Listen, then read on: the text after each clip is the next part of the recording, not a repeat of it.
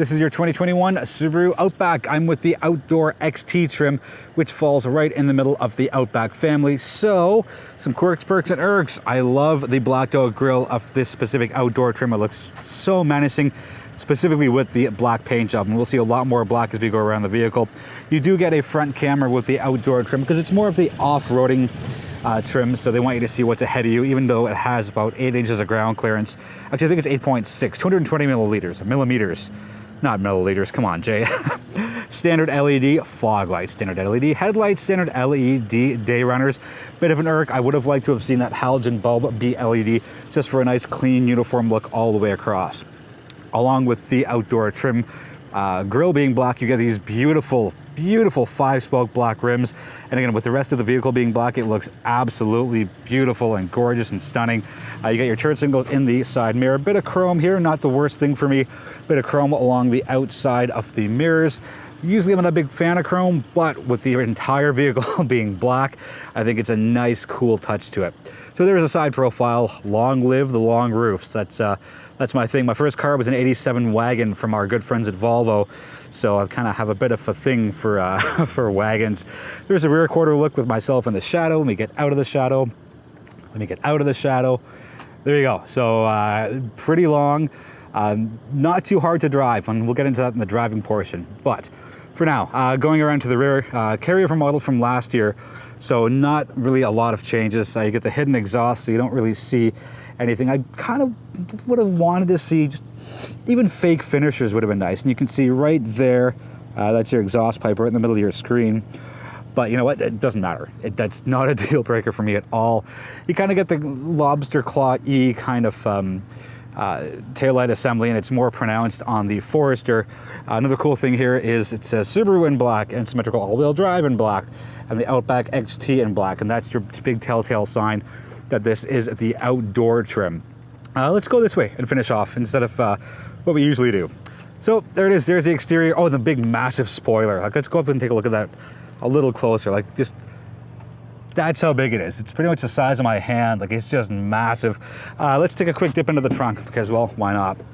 Tons of space because it is a wagon, sorry. It says Outback there. And the cool thing here is this is the only trim to feature a full-size spare tire, which is right there, and all of your tools are there. Every other trim gets a donut. So that's okay. You get the removable tonneau cover, and we'll get into the seats in the interior once we are on the inside. Cool move here. You can not only close it, but you can also lock all of the doors. The rear doors open pretty wide, gives you lots of space to get in and out of the vehicle. As usual, my seat is all the way up. It is all the way back, and when I sit down in there, lots of space for my knees. Don't feel crowded at all. I put the passenger seat all the way forward, so look at all that leg room for your rear passengers. On this trim, you get 2-stage heated seats for your outboard passengers, and you get your headrest here, which also known as your armrest. Get to the headrest in a sec, so a couple of cup holders, that goes back. Typical Subaru form, one touch, down it goes.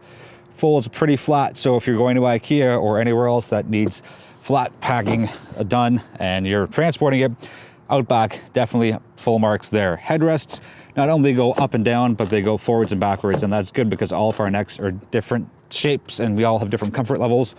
I close that up. Into the front door we go. There's the inside of your door panel. You get the cool green stitching with this trim, and you get the green stitching throughout. And these are not cloth seats, they're not leather. They are Subaru's all-weather seats, and it being the outdoor trim, they want you to kind of get out and enjoy life and all that kind of fun stuff. So these are easier to wipe than leather, apparently. So there's that. Side bolsters, really good, keep you in place. And the thigh bolsters, full marks for me on that. I really like it. Standard 10-way power seats for every trim. That is a really good move for me as far as Subaru giving people the comfort and ability to customize their seats go. You get your roof rails. I think I touched on it in the beginning of the video. Anyways, those are your cross beams. They're just locked in place right there for now, but you swing them out, and that's how you activate your roof rails and your roof rack system. Quick seat in the vehicle, start stop button where it should be, right in there. You get your needle sweep as you start up, same as last year's model, which was the redesign. Everything's easy to see. An irk of mine, it's always been an irk with me in Subaru. When you get to your distance to empty, it's only denominations of 10, so you'll never see, I don't know, like 118 or 241. First real problem, definitely not a deal breaker, just something to notice. Something that I've noticed, sorry. Same thing with the steering wheel.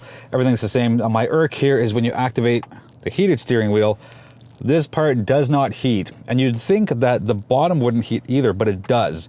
Basically everything except the top part, which is, I don't know, a little unfortunate. I think Subaru should have gone the extra mile and just heated the entire wheel. Aside from that, it's a comfortable wheel. Everything is well within control of your thumb. And same thing there with your cruise control settings and that little thing there, where the screen used to be up there, it's now controlled. Still controlled from here, but it is now up at the top of your digital display. Let's talk about this. I don't like it. I don't like it. I understand the advancement in technology, but too many functions are buried in here with minimal hard touch buttons.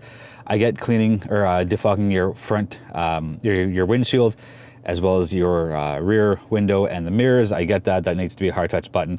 Thank you for the volume and the tune, but only having hot and cold for temperature, I know there's got to be a better way to incorporate more hard touch buttons. Like if you have gloves on, it's going to be really challenging to move your fan speed up, and only because the buttons are so small as a primary, and it's also a touch screen. Thankfully, they have this little shortcut menu here that gets you vehicle control, driving assistance, and others.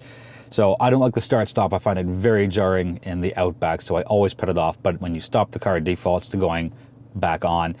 I don't know. Full marks for innovation, but there needs to be more hard touch buttons, and I hope that happens later on, maybe next year after, maybe in the next generation, or some tweaks. Anyways, driving assistance, those are all handy features as well, and then your others as well. I don't think anyone touches the units at all, at least I don't anyway. And you get some cool stuff up here as far as the weather goes, and your X mode. Now, exclusive to this trim, you get dual X mode, so you get snow, dirt, and you also get the deep snow and mud, so basically the images change a little bit for you. So it's April, middle of April when I'm recording this, so I haven't had a use for either of them. As far as speed, if it goes, it's not too bad. Like, it's a little laggy, as you saw, maybe an extra second's worth. But anyways, that's the speed is acceptable. Just give me more hard touch buttons, like, please, just at least for the HVAC. That's, yeah. Parking brake is here. Now here's a bit of an irk for me. I kept this plugged in on purpose. Every trim of the base trim gets wireless charging, so I'm going to use my hand as my phone. So if my phone's in there, it's a little hard to either plug something in or unplug something from the USBs here, and there's three of them. There's the aux, USB 1, and USB 2. So not bad, not great. Get your gear shifter and your front view camera, which I'll get to in a sec. Anyway, that's how I just kind of bump it over, and nothing new there. So here's your front view camera, only on this outdoor trim. And there it is. So the resolution isn't great. It looks like it's a few years outdated. I really would have liked to have seen something a little more crisp. And basically this is if you're, I don't know, going off-road and there's like a dip or a drop or a bump or something in there that you need to see the front of the vehicle for. That's almost going to wrap it up. Let's take a look at the cup holders, which are right there.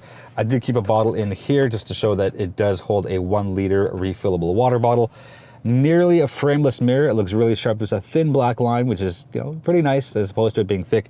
You got your 3 garage door opener settings there. You got your sunglasses holder and a single panel sunroof. Thank you to the sponsor of this video, which is Leatherman, as you can see right there. Primarily, they do multi-use tools, and they've recently gotten into the apparel game. So they sent me this hoodie, try it out, and I love it because it's my new spring coat. And it's got that perfect balance between thinness and thickness, and it's soft, and it's got that little pouch in the middle, and the length is perfect. I don't like things that are too short around my wrist, and I don't like things that are too long, so my arm is actually pulled in. But in a perfect resting position, it ends right where my palm meets my wrist. Again, very, very comfortable, top quality materials have been used. There's been a code on the bottom of the screen for free shipping, and it's MM. Free ship. MM stands for Modern Mississauga, which is my channel. Pretty smart by them to give me that specific code.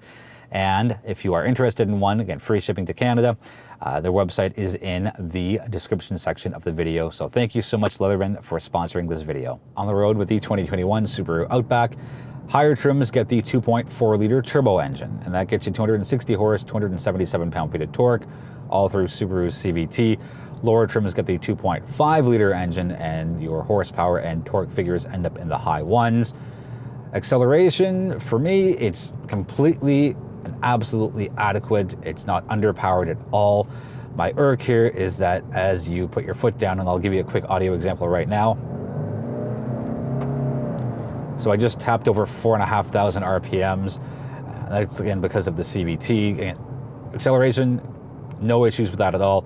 It just gets a little loud and it gets a little whiny, especially if you're going from lower speeds or a dead stop and you've got to accelerate fairly quickly. So I noticed it most on the highways and getting on the highways specifically, and in passing situations, nothing's wrong with it. If you can get past the screaming of the RPMs. In the beginning, I'm like, wow, am I pushing the engine too hard? Is it supposed to be really kind of pulling all the way to the right as far as the needle goes for your RPMs? But that's just part of life of living with a CVT. As far as cornering and handling goes, it does surprisingly well. And for me, that's because the Subaru's got a lower center of gravity, it being a station wagon. To me, it's a station wagon. You might want to call it a crossover, because it's not like the Forester or the Ascent, which are their tried and true traditional crossovers as far as shapes go. Then again, it's not as low as the Impreza or the Legacy. So I'm completely happy with the way the Outback handles. Yes, you have that elevated seating position, but you're still low enough to the ground that you don't feel like you're swinging out when you're taking turns at a bit of a higher speed. No issues there. As far as parking goes, the specific outdoor trim has that front camera that I showed you in the interior portion. Comes in handy if you want to double check just how close you are to the curb, or how close you are to whatever is in front of you, whether it's another car or whatever it is. Camera resolution isn't great. I think they're a few years outdated with that. I would have liked to have seen something a little more high res, both for the front camera and the rear camera. They still work fine. You might not get all your details in it. Into the world of fuel economy we go, and it is a 70 liter fuel tank, and it is an 87 octane fuel tank. And that's a big perk for me because it is a turbocharged engine. So I'm happy to see that Subaru doesn't need you to put 89, 91, or 93 octane in. In liters per 100 kilometers, we are at 10.1 on the city streets, 7.9 on the highway, and our blended total comes out to 9.1. Not too bad. I've done a little over 500 kilometers. I'm at 9.6. Most of my driving has been city-based, and I've had a lot of cargo, just a lot of moving things from one spot to another. So the added weight has contributed to my higher than average compared to Natural Resources Canada fuel figures.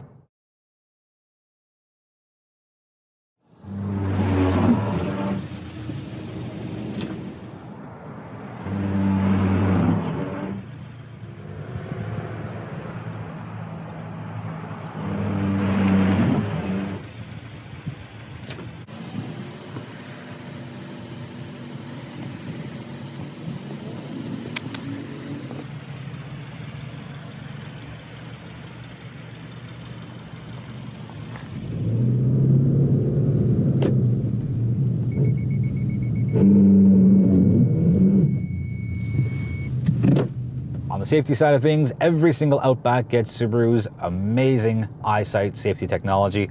There's a list on the screen as to exactly what that entails. I'm really happy that it's standard fare, and I keep going back to Toyota as my baseline because on a $17,000 Corolla, you get the same Toyota safety sense that you do on the top trim Corolla, and that's just more for a price point comparison. I'm not comparing a Corolla to an Outback by any means, but it's more to reinforce the fact that as we advance every model year with a lot of vehicles, more standard safety features are appearing without having to tick any extra boxes or going up the trim ladder. You do get high beam assist and the rear automatic braking. On this trim, actually the rear automatic braking is on every trim except the base trim. I really like the all-weather seats because they feel just like leather seats. Unless you're wearing super short shorts, you can't really tell the difference. And yes, I know you can tell the difference between cloth seats and leather seats, but I've been in an Outback that has the top trim leather seats, and these are pretty close and it's hardly noticeable, at least for me. The heated seats work fine and my comfort level is quite high here. I haven't done any long driving with the Outback, but I've done a lot of short trips, especially being stuck in traffic, and there is very little driver fatigue. The headrest being able to go forwards and backwards, I'll show it to you there, definitely makes a big difference if you're sharing the vehicle. I'm not sharing the vehicle with anybody, but if I was, it's a nice little extra thing to have as far as just getting a really solid comfort spot, because you don't want to have, let's say, your head all the way back and you don't want your head kind of just floating around. So I like that I can just tap it forward, not a little too far, a little forward, and just have a nice spot where my body is, or my back is nicely aligned. I'm not a big fan of the majority touch-based infotainment system with only a few hard touch buttons. The learning curve is a little steep. If you have this for 4, 5, 6, 7, however many number of years, you'll get used to it. But for me, I just like being able to know that if I put my hand down, I kind of just feel around with the buttons, I'll know how to change the fan speed, and I'll know how to change the temperature, and just the other things that hard touch buttons are really, really good for. And yes, I'm happy there's a volume knob, and you can't miss that because it's the only thing that protrudes from the digital infotainment system. But I'd like some hard touch buttons for the HVAC, because that's what you use the most. For the audio, you can just jump around in your steering wheel on the left side, set it to shuffle, set your favorite station, whatever it is. But with HVAC being so heavily used, give me some hard touch buttons. If you've got any questions on the 2021 Subaru Outback, let me know in the comments and I'll do my best to get you answers as soon as possible. Thank you so much for watching. Feel free to subscribe if you haven't already, and feel free to tell somebody about the channel who you think might be interested in what I do. Be well, be healthy, be safe, and I will see you in the next video.